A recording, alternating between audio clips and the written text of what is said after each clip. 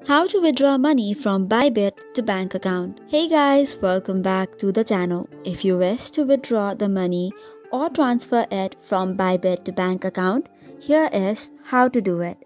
First of all, launch your Bybit application and log in into your account using your credentials.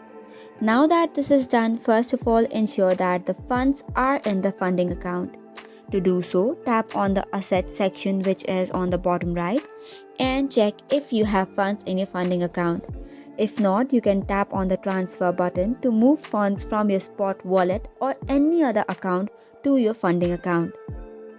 Now, in order to convert the funds to USDT, you can tap on the Coin section or option and then select on USDT. Then after, enter the amount that you want to transfer and tap on Confirm. Next up, you will have to access the P2P trading from your home page. So for this, once you have entered the amount and confirmed, head over to the home page. Then tap on the More Services section and you will see all of this list. Then after, you will see the option of P2P trading.